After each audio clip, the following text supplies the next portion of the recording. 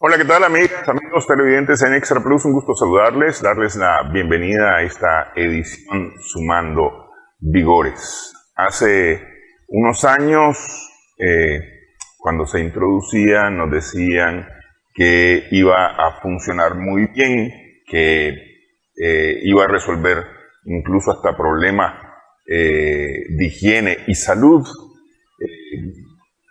que era manejable, que era controlable, que nos iba a ayudar en la vida diaria.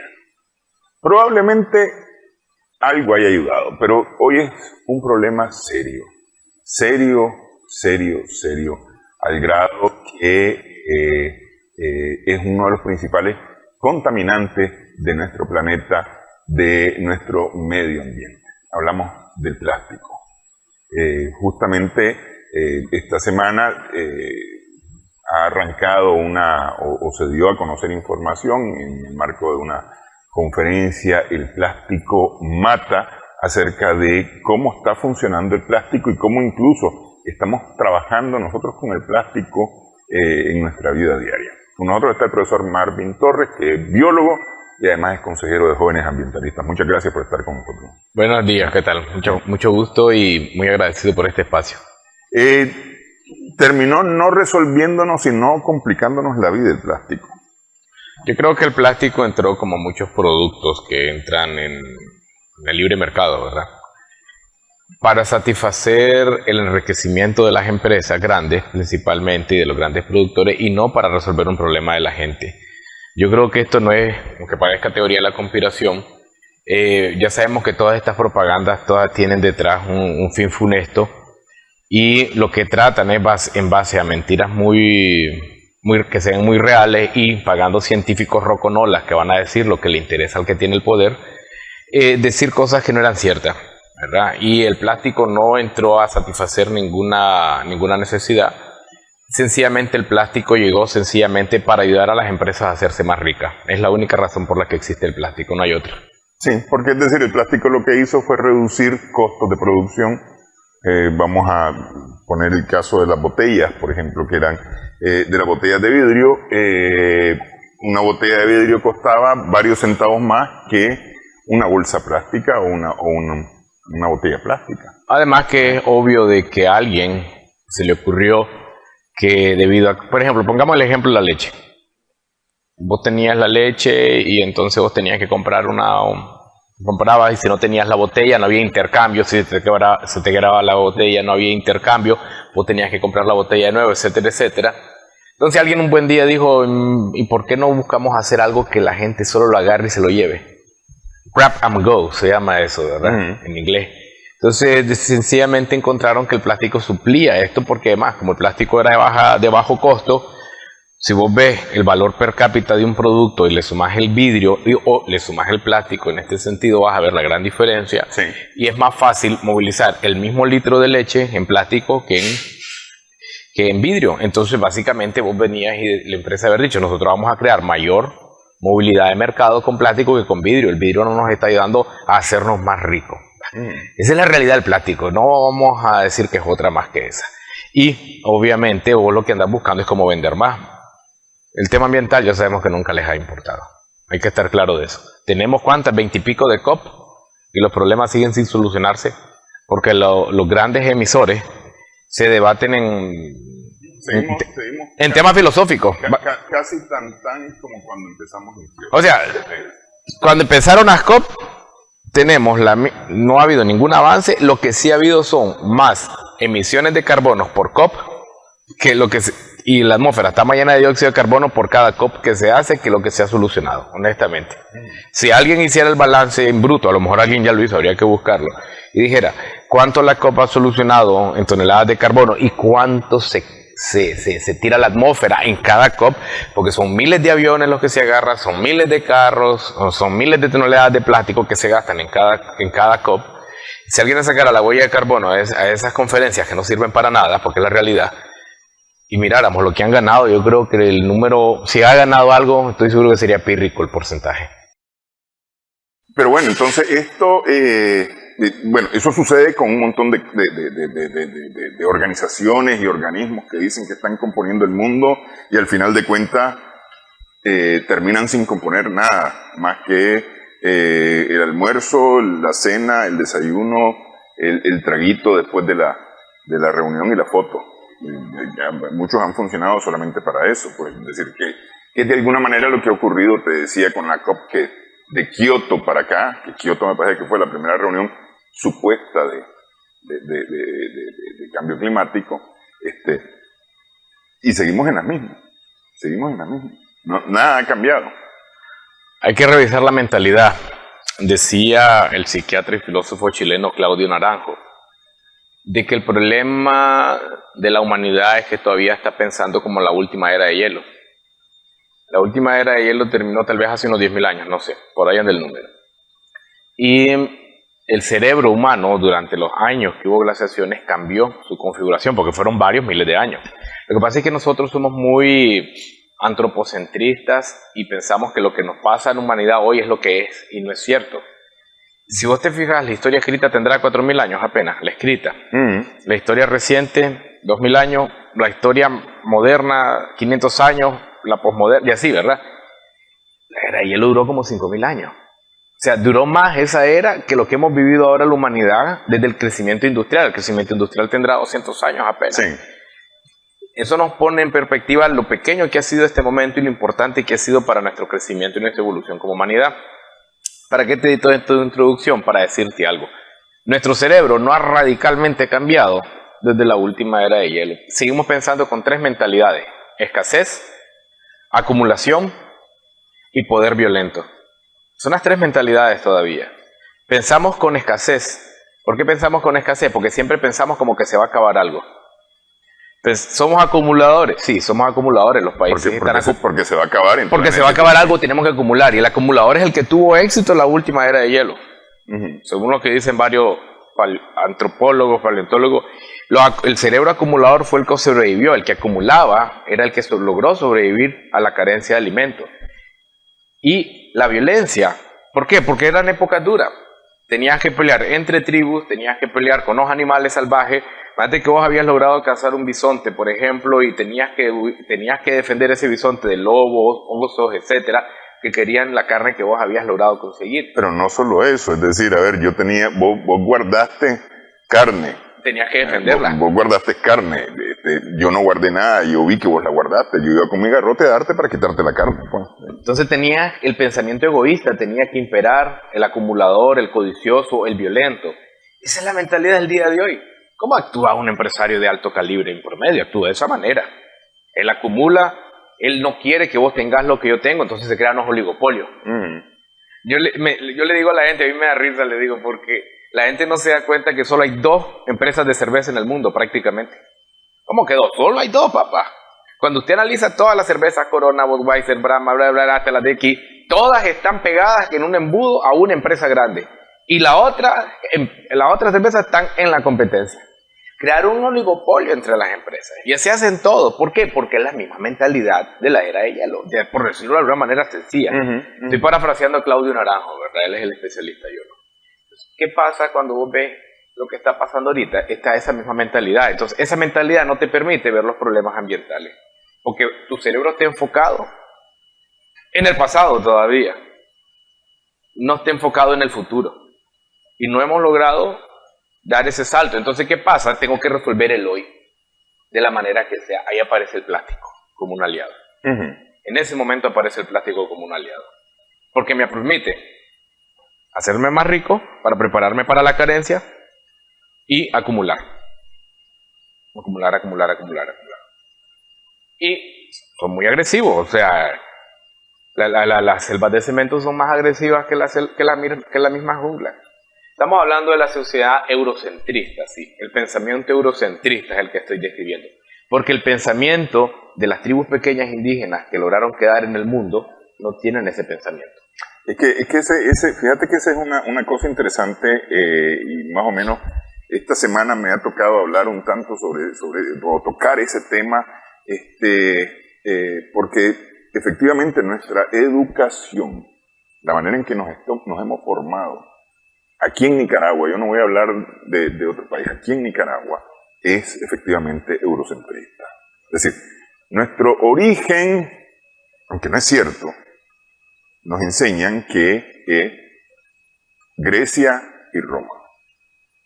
Somos civilizados porque venimos de las civilizaciones greco-romanas. Por eso es que somos civilizados. Todo lo que hubo antes de 1492 de este lado del planeta no existe, no vale, no tiene ningún sentido. Cuando aquí teníamos civilizaciones grandes, desarrolladas, cultural, científica y socialmente. Y eso no nos lo enseñan. Vamos a hacer un paréntesis. Es decir, vos te vas hoy a una comunidad indígena, de este lado del planeta, y la cosmovisión de la relación de la comunidad con la tierra, con el ambiente, con el entorno, es bastante más amistosa que la relación que tenemos los que no estamos pensando como esa comunidad. Y eso es heredado de muchos años antes de la comunidad. Esa era nuestra civilización. Dale. Pero hay que hacer un paréntesis y es importante dividir dos cosas. No todos los indígenas son iguales. Número uno. Lo que nosotros estamos viendo, los remanentes de grupos indígenas, vamos a poner de ejemplo a los mapuches del sur. O podés poner, por ejemplo, a los mayagnas de Nicaragua. Son grupos que se aislaron y decidieron no mezclarse.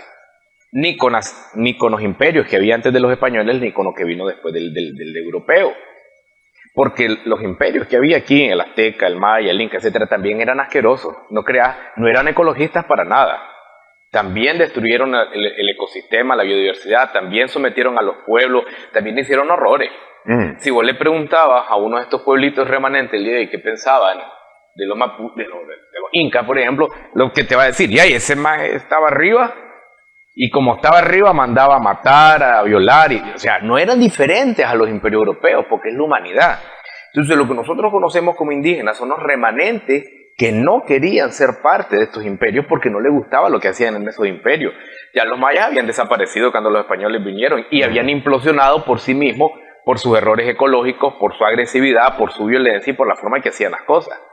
El tema de los europeos es que ganaron la guerra contra los indígenas de los imperios grandes. Y como ganaron la guerra, escribieron la historia, porque el que gana la guerra escribe la historia. El que gana es el que escribe la historia. Entonces, eso es lo que estamos viendo, pero la historia a lo macho, sin dulcificar.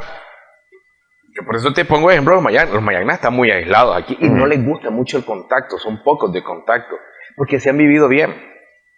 Entonces, tenemos que aprender a ver de qué es el ser humano en sí, no importa si estaba en Europa, en América. El de aquí tenía otro tipo de... Sí, no, pero vos lo mencionaste, es decir, eso es eurocentrista, ese es un pensamiento... Y el pensamiento eurocentrista porque fueron más agresivos.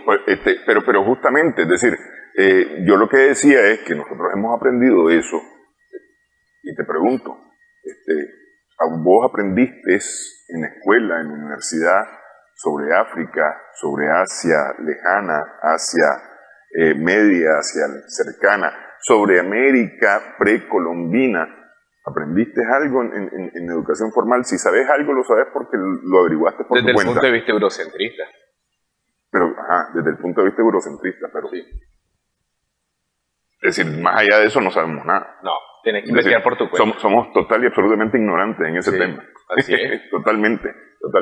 Hagamos una primera pausa en esta edición. Estamos sumando vigores en Extra Plus.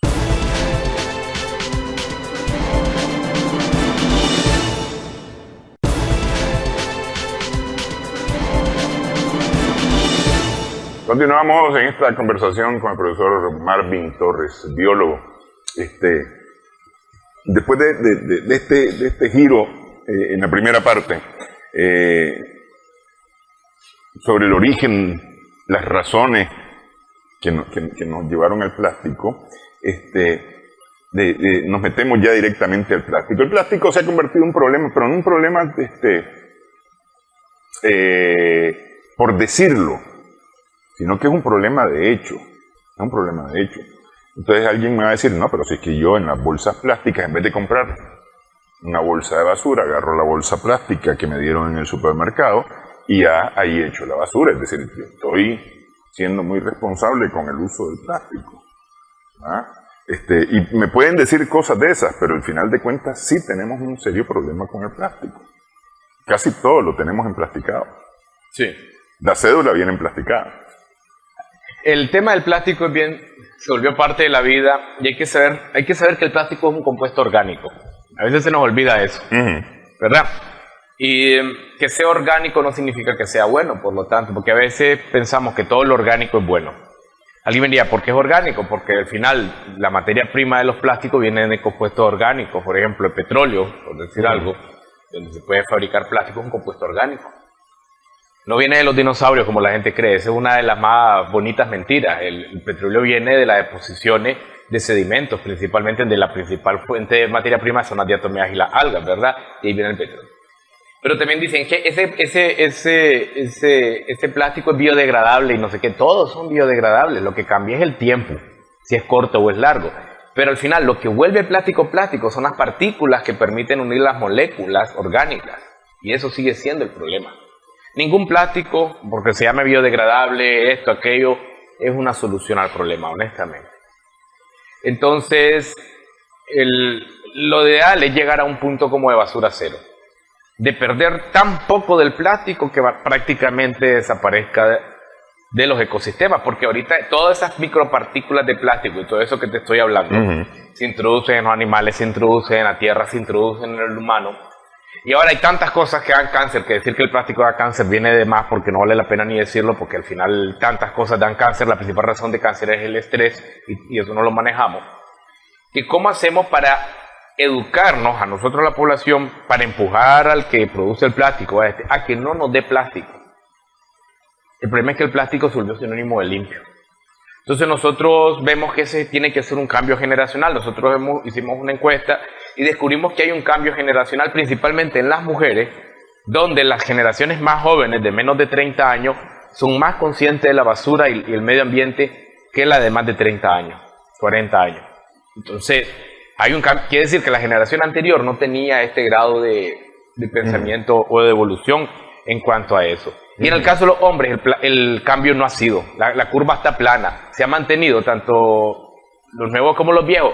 Pero más importante aún, incluso el estado educativo. ¿Entendés? No ha llegado a imprimir un efecto en las personas. Porque da igual, tu estado educativo siempre tira basura en la calle. Y eso es preocupante. Quiere decir que, ¿qué pasa? ¿Saca un cartón para qué? Habla muy mal de la educación. Pero no la educación de echarle la culpa al colegio, a la universidad, de que comience la educación per se que tenemos que tener cada uno de nosotros, principalmente en Managua, que es donde el problema es acentuado, no en los departamentos. ¿Y es acentuado por cantidad de población o es acentuado porque está más marcado el problema? El problema de la basura y de tirar basura en la calle es un problema social, psicosocial, porque tiene que ver con tu grado de aprensión y orgullo que tenés a donde vivir. Si vos estás orgulloso del lugar donde vivís, vos lo cuidás. Si vos no estás orgulloso, no lo cuidás. El problema de la basura, dicen algunos sociólogos, que está netamente relacionado a cómo te sentís vos en el ambiente donde estás. Y a mí me da la impresión, y sería interesante que alguien se dedicara a estudiar esto, que es un tema que se necesita estudio, si es que el problema es que los managuas no se identifican con la ciudad. Si vos escuchás a un managua promedio, te va a decir: yo no soy de Managua, es que mi papá es de tal lado, mi mamá es de tal lado, yo no nací de tal lado, yo vine aquí. Comenzás a ver que no hay un arraigamiento cultural, alguna parte que te diga yo pertenezco ahí, yo lo debo de cuidar. Si vos escuchás, incluso ya los tipitapeños, no te vayas largo, ya de Tipitapa, de Matagalpa, etc., hablan con un orgullo de su lugar y se sienten. Yo creo que empieza por ahí, es mi opinión y es la impresión que estoy teniendo, ¿verdad? Porque vos tenés que sentirte orgulloso, tenés que sentirte identificado con el lugar donde vivís, con las leyes de donde vivís. Si vos no te sentís identificado, básicamente actuamos como se actuaba desde el tiempo de la colonia. Que vos sabés que agarraban el papel cuando llegaba y daban un edicto y se ponían el papel en la cabeza y decían: acato pero no cumplo. Y eso es lo que hacemos nosotros: acato pero no cumplo. ¿Verdad? Lo entiendo, lo sé, pero no lo voy a hacer. Porque también nuestras encuestas han revelado que todo el mundo está claro que no hay que tirar basura en la calle, pero todavía un 20% reconoce que lo hace. Dije reconoce, no sabemos cuánto. Sí. Entonces, Sí. no hay una correlación estadística entre el porcentaje de personas que saben que tirar basura en la calle es malo y la gente que lo sigue haciendo. Quiere decir que acato, pero no cumplo. Ok, sí, evidentemente puedes decir si no te apropias de donde estás viviendo, si no te sentís parte de, no vas a cuidar, evidentemente. Pues, Sí. No, eso está muy claro, pues. Tal vez lo peor del caso es que si vos no sentís que eso es tuyo, es decir, a ver, yo te invito a mi casa. Vos estás claro que esa no es tu casa, pero vos te comportás en mi casa. Porque me apropio de tu amistad, ¿Ah? me apropio de tu hospitalidad en este Entonces, momento. y vos no vas a agarrar y vas a desbaratar los muebles porque esa es tu costumbre en otro lado desbaratar los muebles, porque estás en mi casa. ¿Ah? Pero no hacemos eso, es decir, no solamente no sentimos ser parte, sino que además nos sentimos dueños de, como para maltratarlo. Y ahí hay un problema serio. Ahora, me quedo yo con esto de los hombres y las mujeres en cuanto a la evolución en el manejo de la basura. ¿Ah? Es decir, las mujeres más jóvenes son las que menos Botan basura en la calle. las que menos basuran en la calle. Por dar un ejemplo. Los hombres, no importa la edad, Siguen comportándose igual. siguen comportándose igual. ¿Por qué? ¿Por qué esa diferencia? Es decir, yo creería que porque sos joven, ¿ah? O porque has entendido las cosas, porque a veces no tiene que ver con la edad, a veces tiene que ver con haber entendido las cosas. Porque has entendido las cosas, entonces estás haciendo, y cuando sos más joven estás más comprometido supuestamente con estas causas. Supuestamente. Revisémoslo en los voluntariados. Si vos ves los voluntariados ambientales, las actividades ambientales, siempre llegan más mujeres que hombres. Desde ahí te doy la respuesta. Yo pienso que hay masculinidad tóxica en eso, honestamente. Hay masculinidad tóxica. Y como hay masculinidad tóxica, el hombre, como no tiene una construcción de la masculinidad correcta, busca modelos en el entorno. Y el modelo a veces en el entorno te dice que ser hombre es ser agresivo, es ser así como rudo, etc. Y ser terco además. Entonces, como que cuesta más que te entre una idea. Entonces, porque no hay una correcta construcción de la masculinidad. Yo pienso que tiene que ver con eso. Honestamente te lo digo. Y esa es la opinión. Habría que, repito, yo no soy experto en el tema, yo solo estoy viendo lo que veo por años de trabajo con jóvenes y por años de trabajo en este tema y con universidades. Y vos ves como que no hay, cuando hay cierto grado de agresividad y de violencia per se, porque los hombres somos así, entonces yo no tengo por qué escuchar lo que me digan. ¿Y por qué voy a hacer lo que él me diga qué hacer? ¿Me entendés? La mujer actúa de una manera más receptiva, aparentemente. Y vos lo ves a la hora de organizarse para cosas ambientales. Entonces, no tiene que ver con ser menos o más hombre. Tiene que ver con cómo interpretamos lo que es masculinidad. ¿Verdad? Y hay un problema con los hombres serios en este país, que nadie lo habla, y es que si vos te fijas, los empleos de más baja paga los están ocupando solo hombres. No están llegando ni a las universidades. Vos vas a una universidad, te reto un día, metete a 10 aulas de cada universidad de este país y vas a hallar más mujeres que hombres estudiando. Y esa proporción no es equivalente a la proporción de hombres versus mujeres de la población. Sí hay más mujeres que hombres en el país, de manera natural, pero tampoco la proporción que hay en las aulas es igual. ¿Qué está pasando entonces? Sí. ¿Qué está pasando? Es la pregunta del millón. Entonces, ahí con eso te respondo. Entonces, es un tema bien serio. Ahora, esto me deja a mí con una preocupación, porque es decir, ya no te voy a meter en este rollo porque ya no tiene que ver con tu área, pero sí durante muchos años se ha trabajado el tema de la masculinidad responsable, de ver la masculinidad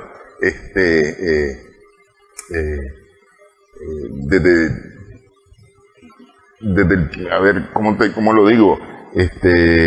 Quitar estigmas o quitar conceptos que habían de la masculinidad. No sé si vos te acordarás, había un ron que era para los machos bien machos, o para los hombres bien hombres. Esa era la propaganda. Bueno, aguardiente mochacho para que aguardiente mombacho para que amanezca más muchacho, decía. Había una así, me acuerdo. Pero es decir, para el que se la juega. Es decir, ¿quién es el que se la juega? El machote, ¿me entendés? Y eso está bien. Eso es parte de ser hombre. Eso no lo veo malo. Pero es decir, lo único que eso hace y lo único que... la publicidad lo que hace es tomar lo que mira en el comportamiento y marcarlo. Ok. Y entonces, y nosotros nos la creemos. Pero las campañas que se estuvieron trabajando durante años, y cuando te digo durante años, yo me acuerdo que desde los 90 se estaba trabajando este tema de la masculinidad y demás, pero no hemos avanzado nada entonces. No hemos avanzado nada. Hace poco hablaba yo sobre la violencia y los expertos en violencia me decían es que esto tiene que ver con el machismo. La violencia es básicamente machismo. Es decir, porque es demostrar que vos sos, que vos podés, que vos... Entonces, algo de eso hay, de alguna manera, el comportamiento del manejo de la basura entre los hombres tiene que ver con la violencia también. Porque es una forma de violencia. ¿Cómo creen que debo actuar? Entonces yo agarro el papel, lo tiro ahí y ya está. Porque yo soy macho. A ver quién me dice algo. A ver quién se mete conmigo. Ya nos arreglamos las cuentas. Una cosa de esas, ¿no? De alguna manera. Hay una agresividad, pero es una agresividad mal dirigida. El hombre tiene que ser agresivo cuando se necesita también, ¿verdad? Para hacer negocios, para defender el hogar también junto con su pareja, qué sé yo. El hombre también tiene que ser agresivo de vez en cuando. Es que no podemos quitar la agresividad y la violencia inherente al ser humano porque es erróneo también. La necesitas de vez en cuando. Lo que pasa es que es un volcán desbocado.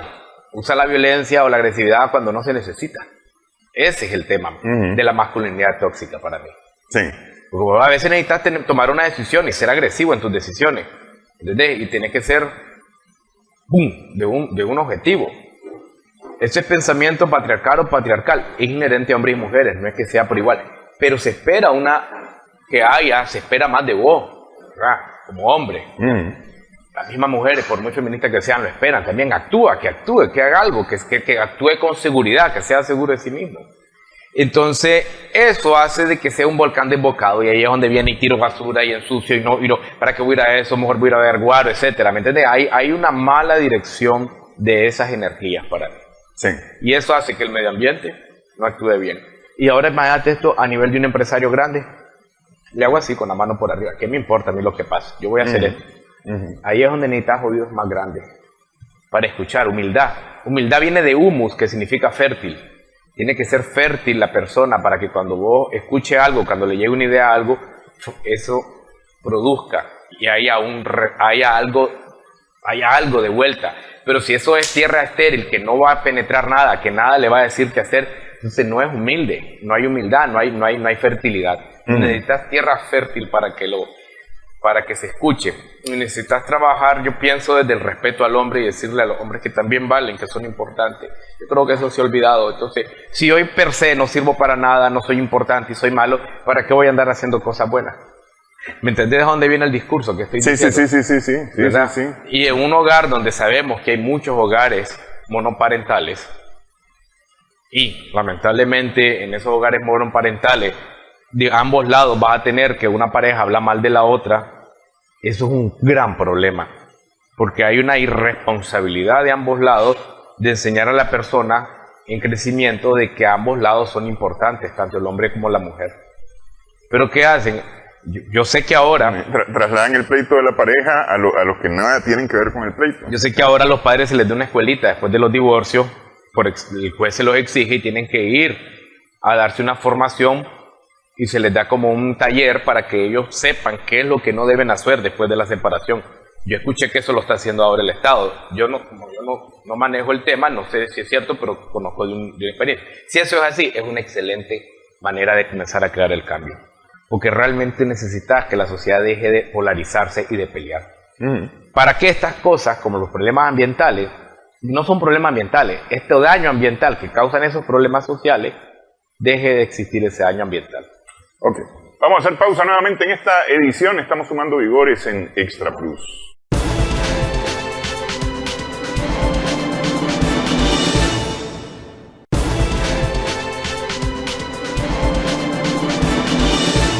Continuamos en esta conversación. Martín Torres, biólogo, asesor de jóvenes ambientalistas. Bueno, la basura en general, me parece a mí que la basura en general en el país está empezando a ser tratada. ¿Ah? No voy a decir que no tenemos un problema de basura, está empezando a ser tratada.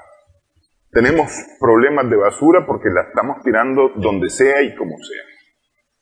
Y ahí vos ves, yo me acuerdo, había por lo menos un anuncio de radio que decía, ¿qué harías con no sé cuánto dinero? Ah, yo haría. No, pues no puedes hacer nada porque eso es lo que se gasta en recoger la basura de los cauces y de las calles. Era un mensaje que tenía la alcaldía hace rato en la radio. ¿Ah? Y es cierto, es decir, y está el dicho aquel, una ciudad limpia no es la que recoge más basura, sino la que menos ensucia. De los tiempos de la Violeta era eso, me acuerdo. ¿Antes de cuánto tiene? Y ese todavía se está usando. Todavía se está usando el mismo eslogan. O sea, ¿por qué se usa? Porque es necesario decirlo. Porque es cierto. Es Sí. decir vos no sos limpio porque sos chancho. Por no ser chancho, pues, sino porque no ensuciás o no te ensuciás. Es decir, eso es lo cierto, lo verdadero. Pero nada, seguimos. Ahí está las ordenanzas municipales. Es decir, lo que manda el plan de arbitrios, etcétera. Entonces, y dice que hay multas por botar basuras en la calle. Empezó la alcaldía con una campaña, denuncia el que esté botando basura, porque es decir, la verdad es que a veces se vuelve insostenible el tema o complicado el tema de recoger esa basura por todos lados. Y caro, especialmente caro. Yo creo que empezó más o menos. Pero ahorita yo no sé si alguien está llamando para hacer denuncia. No sé, no estoy seguro, no he oído cifras. Mira, yo estoy en contra de creer que una ordenanza o una ley soluciona algo. Porque eso Holberg, la psiquiatra Holberg, que fue una de las que impulsó mucho la palabra patriarcado y matriarcado, hablaba del cerebro matriarcal y patriarcal. Eso tiene que ver más con una mentalidad patriarcal. La ideología del padre severo. Saco la faja, si vos haces esto te fajeo. Entonces no haces la cosa porque es lo correcto, sino porque me van a castigar. Cuando vos no haces las cosas porque es lo correcto, sino porque te van a castigar, tu comportamiento deja de ser orgánico. Y como deja de ser orgánico, solo vas a hacer las cosas si está alguien con un garrote encima. ¿Qué pasa cuando una ley no representa el espíritu de una nación? Aquí más de algún abogado que nos esté viendo va a pegar un brinco de este tamaño, ¿verdad? Es decir, ni está hablando como que ¿qué? Si no es abogado. Bueno, la ley tiene que reflejar el espíritu de una nación para que la ley se cumpla con certeza y para que se cumpla correctamente. Pero si vos sentís que la ley no me identifica, yo no la voy a cumplir. ¿Y qué pasa? En promedio no tenés todavía una población sensibilizada para estas cosas. Por lo tanto, aunque la ordenanza y la ley sean la correcta, el vulgo, la masa de este país va a hacer lo que le da la gana porque no lo representa la ordenanza. Así funciona. Entonces, ¿vas a necesitar un policía en cada esquina para que lo haga? No lo vas a necesitar. Y aquí, en este país, todas las cosas que a veces tenés que imponerlas por eso, para que haya un cambio generacional, porque para que los animales, esa es la palabra que voy a usar, de la generación anterior, que no quieren cambiar porque no son humildes, no tienen esa humildad para hacer un cambio, a ver si los de la nueva generación ya lo ven como un cambio orgánico, porque es lo normal no botar basura y llamar para denunciar. Te lo voy a poner bien fácil. ¿Funcionó lo de llevar los carros mal parqueados? No funcionó. Se dejó de hacer. ¿Te acordás cuándo se hizo? Sí, pero fíjate que ahí hay otras cosas de por medio. Y me parece que tiene que ver con un asunto político, no ideológico, sino con un asunto político.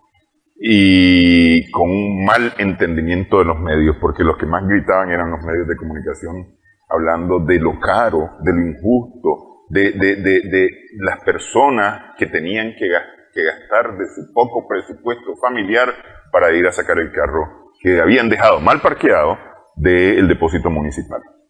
Me parece que, por eso digo, un problema político, no ideológico, porque falta de conciencia, al final de cuentas de falta de conciencia, porque ciertamente, es decir, hay lugares donde no te debes de parquear, no porque esté el rótulo, sino porque implica un asunto de seguridad. Me voy al accidente de Ticuantepe, de la carretera Ticuantepe a Concha. Mira, es decir, viene y te dice, no te cruces la línea continua, no aventajes ni en curva, ni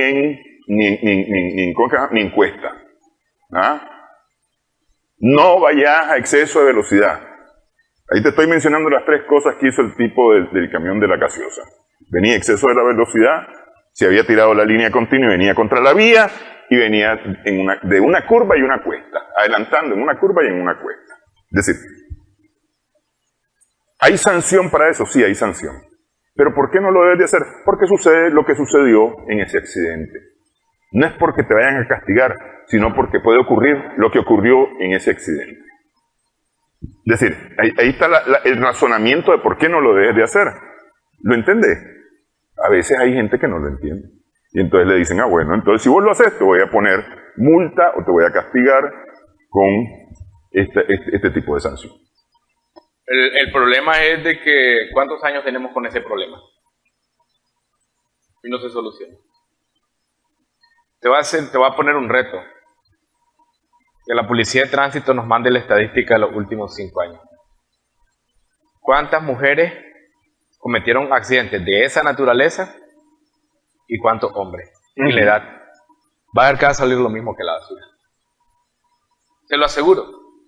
No hay, vuelvo al mismo tema. Estamos teniendo un tema orgánico social que causa problemas de salud, de seguridad y ambientales.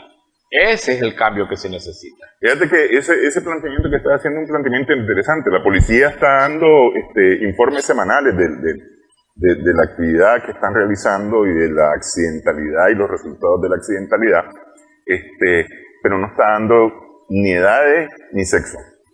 Que lo den.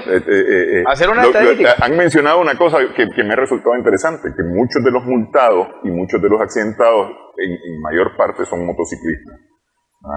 Que eso tiene ahí otra. Pero bueno, volvamos al tema basura. Y al tema plástico, además. Porque es que hay una cosa que, fíjate, y lo mencionaste, pero me parece que tendríamos que meternos un poco más a eso. El tema de las micropartículas plásticas que además ya están en nuestra sangre. Porque las comemos y las respiramos. Las tenemos en el ambiente. En el ambiente quiero decir en el aire. Y las estamos respirando. Y las estamos comiendo. Es decir, yo no voy a poner aquí la imagen de la tortuga o del ave envuelta o estrangulada con el zig-pack, con la cuestión del zig-pack, con la etiqueta del zig-pack. No. Somos nosotros. Esa imagen, más bien quiero quedarme yo con esa imagen de nosotros llenos de partículas de plástico en nuestro cuerpo, en nuestro sistema digestivo y en nuestro sistema sanguíneo. Y eso debería de preocuparnos. Digo yo que debería de preocuparnos. Porque al final de cuentas estamos hablando de nuestra existencia. Pero la gente no lo ve así porque creen que a ellos no le puede pasar. Pero lo tenemos. Y la gente te va a responder porque he visto en las redes sociales cuando se habla de estos temas. Bueno, igual somos muchos seres humanos en el planeta. Es la comedia de todos los días en los temas ambientales. Igual somos muchos seres humanos en el planeta. Y entonces, ¿para qué nos aterrorizamos con el COVID que podía habernos resuelto el problema? Porque no nos queremos morir nosotros. Entonces yo siempre, el que habla así, yo le respondo, pues entonces que se muera tu mamá y tu hijo, pues. ¿Verdad? Querés que se muera la humanidad, pero no la que te toca a vos. Y cuando se va a morir la humanidad, es jáfana. Mitad de tu familia se tiene que ir al carajo también, no solo la mitad del vecino. Ese es el problema. Esa misantropía, ese odio al ser humano, ¿me entendés? Que creemos que eso es ambientalismo. Eso no tiene nada que ver con el ambientalismo, ese odio al ser humano. Si las bacterias desaparecen, en 5 días se acaba la Tierra. Si los seres humanos desaparecen, en 1 año todo sería bosque. Ahí andan esos memes, la gente los retuitea, los repite, los anda. Y yo digo, qué pensamiento más imbécil, honestamente. O sea, vos estás pensando que debería desaparecer tus hijos, tu madre. No, entonces no es un pensamiento ambientalista. Es un pensamiento misántropo, no tiene nada que ver con la solución de los problemas ambientales. Ser una persona que odia la humanidad nunca va a servir para nada. Te vuelve un imbécil nada más, una persona de escasa inteligencia, porque significa que solo estás viendo un puntito de manera egoísta del problema. Eso es lo que te vuelve para mí. Tenemos que pensar en nosotros, que somos parte del ecosistema, y se nos ha olvidado que somos parte del ecosistema, para que los problemas sociales que nos llevan a destrucción ambiental se solucionen. Y además una parte no necesariamente, valga la redundancia, necesaria dentro del sistema. Somos parte del sistema, pero no necesariamente somos necesarios dentro del sistema. Todo va a evolucionar a un punto, pero yo creo que ya estamos en el antropoceno, que es la era del ser humano, y lo que nosotros hagamos ahorita va a dictar el norte. Nos vamos a colapsar como sociedad eurocentrista y occidentalizada. Tenemos que estar claros de eso. Todas las sociedades eurocentristas y occidentalizadas están condenadas al colapso. Eso no hay ninguna duda. La pregunta es cuándo y cómo. Esa es la pregunta del mío. Y está en manos de los que ostentan el poder reducir o mitigar los efectos de este colapso. Ok, pero al poder tenés que hablarle más o menos en los mismos términos en que habla el poder. Es decir, a mí aquí se me ocurre pensar en que, y lo hemos mencionado en otros programas con otros temas, que nosotros somos consumistas y no somos consumidores. El consumidor es el que conscientemente consume de manera adecuada. Entonces, si somos consumidores, deberíamos en teoría entender el tema del plástico y lo dañino que significa el plástico. Es decir, el plástico mata. Habría que entender eso como consumidores y por lo tanto actuar en correspondencia. ¿Qué implica eso? No comprar plástico, no comprar cosas plásticas. Si lo hiciéramos masivamente, posiblemente el poder entendería, no están haciendo, no están comprando. Entonces tengo que cambiar mi estrategia y lo voy a vender envuelto en papel periódico, ya no en plástico. Tal vez así me lo compran, porque como ese es más biodegradable que el plástico, causa menos daño que el plástico. Pero hay que mandar el mensaje. Hablemos de eso, vamos a hacer la pausa si querés y hablamos acerca de eso. ¿Cómo hacemos para reducir al mínimo posible el plástico? Regresamos en breve, estamos sumando vigores en Extra Plus.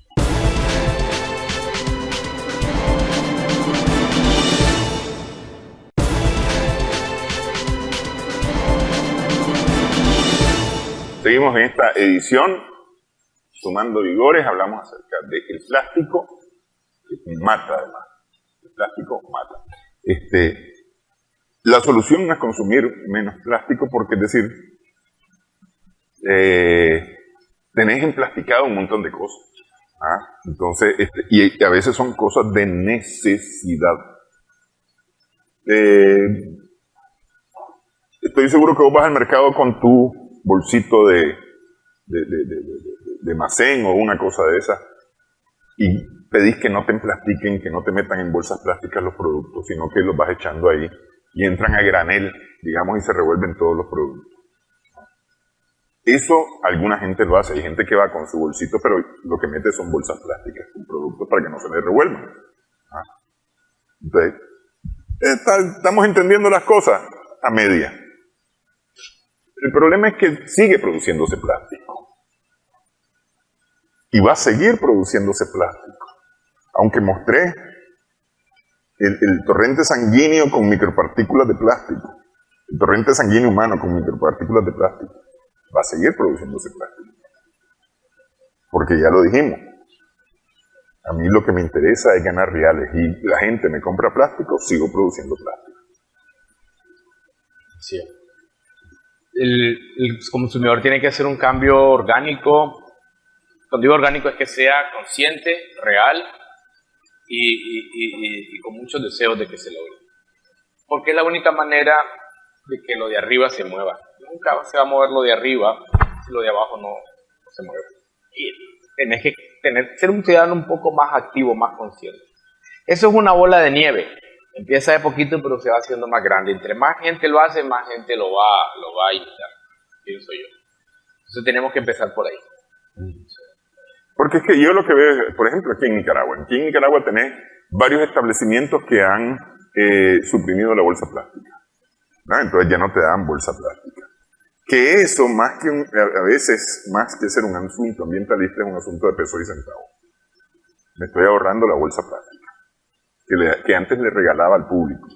O incluía dentro de mis costos, y entonces ahora sigue estando dentro de mis costos, pero ya no estoy gastando en ella. Sí, que es lo que está pasando. Eso quería llegar, es la segunda, no la primera. Sí. Hay más de peso y centavos que un asunto ambientalista. Pero vamos, pues por lo menos dicen que es por un asunto ambientalista. Algo dijo un calvo. Sí. Pero practicado de todos modos. Siguen practicado el resto de productos. Entonces, nos quitamos una bolsita, pero seguimos teniendo más plástico. Porque ¿cuál es el problema? Por ejemplo, China, que es la fábrica del mundo, ¿en qué te va a mandar las cosas de allá? Las tiene que mandar en plástico. Si no, el barco que sale de China y después pasa por el canal de Panamá y sube a Estados Unidos, y aquí que llega a Estados Unidos ya llega sin nada. Ese es el problema. Tiene que ver con eso. Entonces me diría vos, entonces que cada país produzca lo que va a necesitar, entonces. ¿Verdad? Pero es que ahí tendrías un serio problema, porque en primer lugar cada país tendría que tener su capacidad instalada técnica científica alta, y esa empresa gringa que ahorita está trabajando vamos a poner a la que más me cae mal, al iPhone, Mac, por ejemplo. ¿Cuánto le cuesta a Mac hacer un celular en China? Le costará unos $200 ya con ganancia, ya puesto en Estados Unidos. Él gana 1.000, porque la cobra 1.000, él te lo vende a 1.200, pero sí. A él con todo y todo fueron 200 los que tuvo que gastar, y ganando ya con esos 200 pudiera ganar algo. Porque el problema no es que vos necesites el plástico porque te facilita vuelvo a lo que te dije cuando empezamos esta plática, no es que me va a facilitar la venta, me va a hacer más rico. Entonces yo necesito hacerlo en China, porque me sale más barato por miles de razones, la mano de obra china técnicamente es barata, y después yo lo revendo al precio que me ronca la gana. Ese es el gran problema. Alguien dice, vos no podés medir la ambición humana ni la puedes coartar. Estamos claros, pues. Pero alguien necesita ganar $13 millones al mes de salario, como Jin Suk, que es el director ejecutivo de Apple. Alguien necesita $13 millones al mes, realmente. Es que ese problema, alguien se va a molestar con lo que yo digo. Es que no, es que ese problema está bien. Yo solo estoy diciendo si lo necesita realmente. Si su vida va a ser horrible si ganara solo $1 millón al mes. Si se va a sentar a llorar de la depresión porque gana $1 millón al mes. ¿Entendés? Es la ambición humana el problema, esa acumulación. Entonces, ¿para qué necesitas más dinero? Porque necesitas más poder. Porque Insub necesita pegarle así a la mesa cuando se sienta con los de los oligopolios del mundo y necesita pegarle a la mesa. Y ese golpe a la mesa viene de la mano de un montón de reales. Porque si no, solo puede hacerle con un dedito. ¿Y quién va a bajar la guardia en esta acumulación de dinero? Nadie. Entonces el plástico te ayuda a eso. Ok, pero ese es como un futuro negro. Porque estamos diciendo que mientras esto sea de pesos y centavos va a seguir habiendo plástico. Y es la realidad. Mientras no cambiemos nosotros abajo, el problema es que tenemos que abrir los ojos. Ahí es donde yo quiero llegar. Es decir, la solución no está arriba, la solución está en los que consumimos. Claro, ve de verga, yo no voy a volver a comprar un iPhone porque vale $200 y vos me lo vendés a 1.000. Nadie lo hace. Míralo si lo vendiera a 1.200, si la gente se parara y dijera, no voy a pagar por algo que el precio es injusto. Pero nadie lo hace, la gente se desvive por ese aparato. Entonces, pero imagínate vos, y ahí estás hablando de algo que me beneficiaría a mí porque lo compraría más barato si yo me parara y dijera, no lo compro porque el precio no es justo. Ok, pero no lo compro porque eso me va a matar. Fíjate que es interesante porque nunca hemos llegado a esa forma de pensamiento. Nosotros hacemos las cosas porque me parece injusto esto, pero si me voy a morir no me interesa. Es la realidad. El ser humano tiene su lógica totalmente desbocada en la sociedad moderna. Los antivalores están al revés.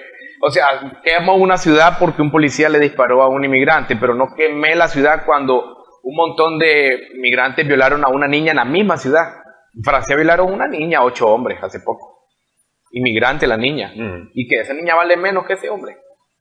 ¿Por qué no quemaste la ciudad por eso? ¿Te importó? ¿Te valió un pito? Pues acaban de encontrar una niña con 64 ADN diferentes en su vagina, la pobrecita, en México.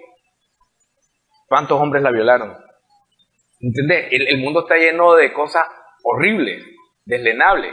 Entonces, la basura, el medio ambiente, parece que está detrás de todo eso, muy por detrás, porque no se ve tan feo.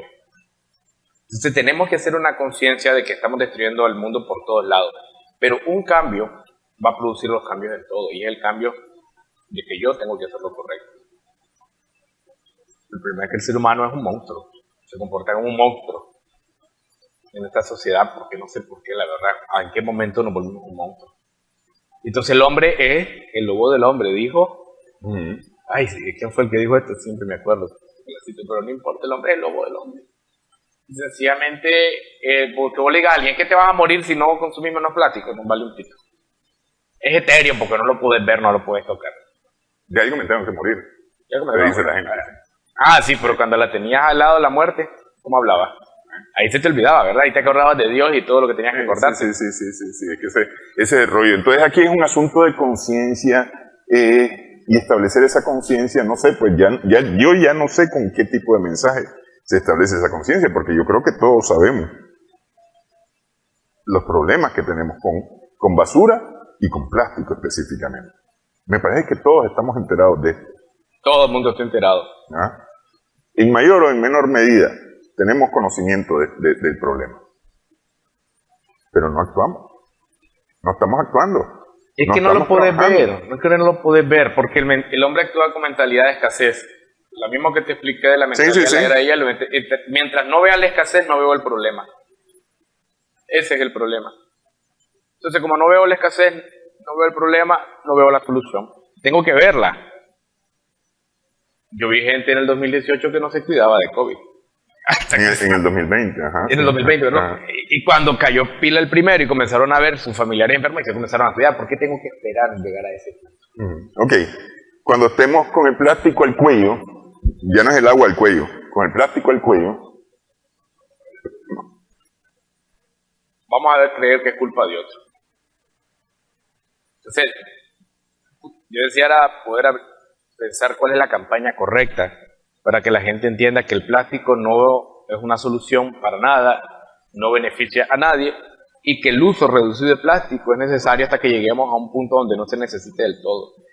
Vos creciste, vos sos mayor que yo, creo, y en los 80 uno tenía sus botellas para rellenar, el saco de la basura para esto, todo.